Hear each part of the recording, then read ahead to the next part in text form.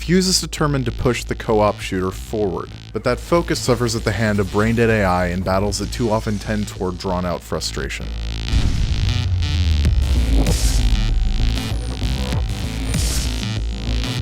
Fuse opens as the Overstrike 9 team arrives at a secret lab to secure a secret piece of technology before it can fall into the hands of a terrorist organization known as Raven.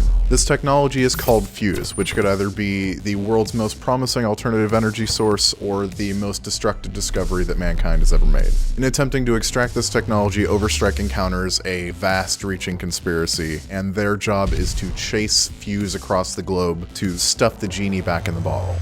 Each character gets their own special weapon with a particular effect. The warp rifle creates small black holes. The shatter gun creates unstable crystals that cocoon enemies. The arc shot is a crossbow that fires bolts that can be triggered to explode in flames. And then there's the mag shield, which does pretty much what you would expect. The interplay between these weapons is where Fuse works best. Maybe the shatter gun encases several enemies in crystals while the warp gun causes them to explode into black holes, or the arc shot sets people on fire while the mag shield protects the team from damage. Fuse is all about watching the results of combining your Xenotech weapons fire with your teammates for the most ridiculous spectacle possible.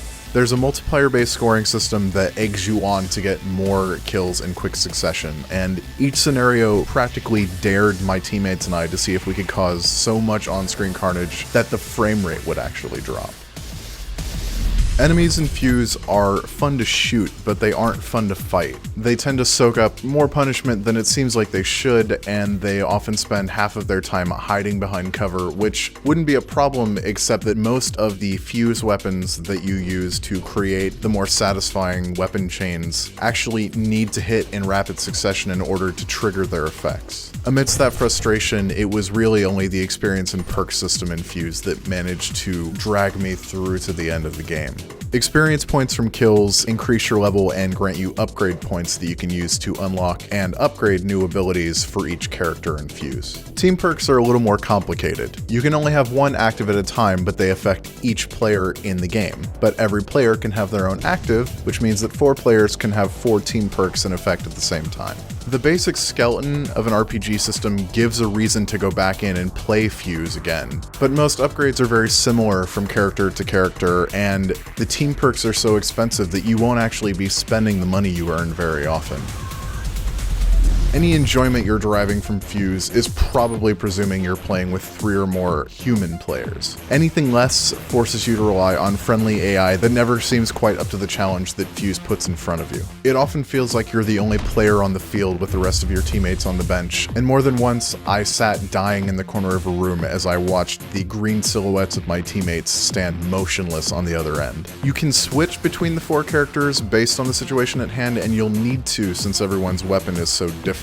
But the minor tactical conceit that this presents wasn't really enough to drag solo play into something resembling any sort of experience I would recommend. This multiplayer requirement is even more pronounced in Echelon, which is the wave-based survival mode that Insomniac has also added to Fuse. In Echelon, each wave presents a different sort of objective, and some of those objectives are fairly simple survival goals, while others require you to actually perform an action, like carrying a fuse core from one place to another, or taking out a heavy soldier while you're attacked from other sides by smaller enemies. The problem is that even for 4 human players using level 25 characters who are pretty excessively upgraded, Echelon's difficulty ranges from annoying to staggering.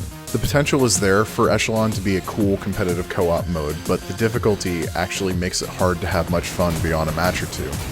That's the biggest problem with Fuse. There's the core of a really good, interesting game there, but for every awesome moment I had, there was a moment of frustration. For every bit of forward progress I felt, there was a sense of a grind. And while Fuse's multiplayer focus lends to some really cool moments, it effectively ankles the single-player experience. Fuse only ever comes together with 3 or 4 players, and even then, it often gets in its own way.